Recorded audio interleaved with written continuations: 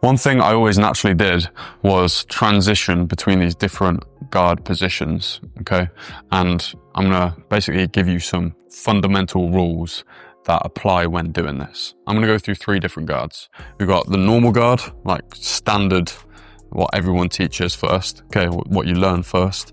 Then we've got the Philly shell, which is like this. And then we've got the cross guard, which is like this.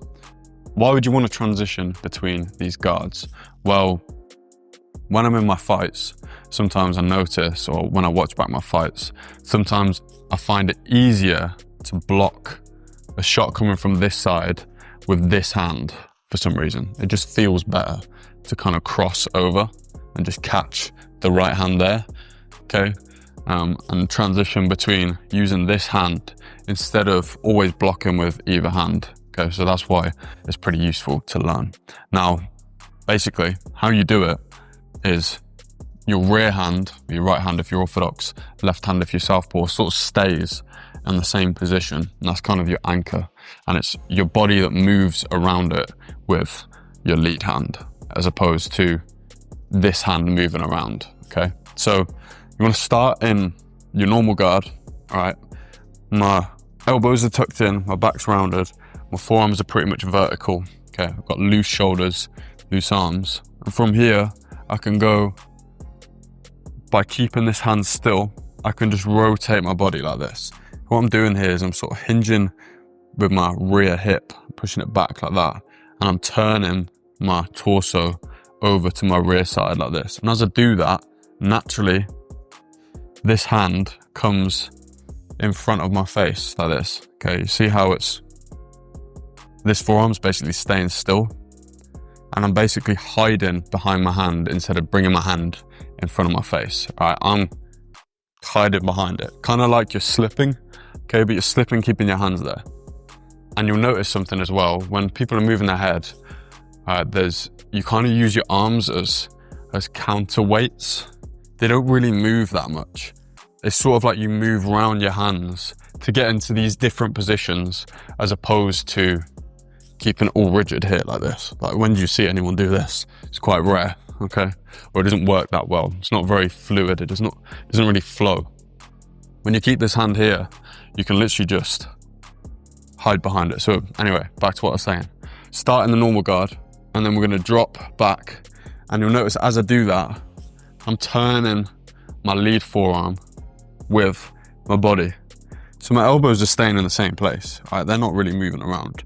They're staying in the same place, and I'm turning this forearm with my body like this. And then I'm hiding behind this hand, both elbows stuck in the same place. Okay, now I'm in cross guard, right? So I've gone from here. Now, if I wanted to go to Philly shell, then all I need to do, keep this forearm straight again, okay, is just rotate my body like this. So I'm going from here to here. It's only a small turn. It's like a couple degrees, but as I do that, I'm just rotating my wrist. So I'm blocking with the inside of my palm here, and then I'm just bringing it out to the side like this, okay? That means I can transition between these 2 positions pretty easy. See, when I'm in cross guard, this side's open. When I'm in Philly shell, this side's open, okay? Unless I use the shoulder roll, obviously. Okay, when I'm in this guard, the center line's open.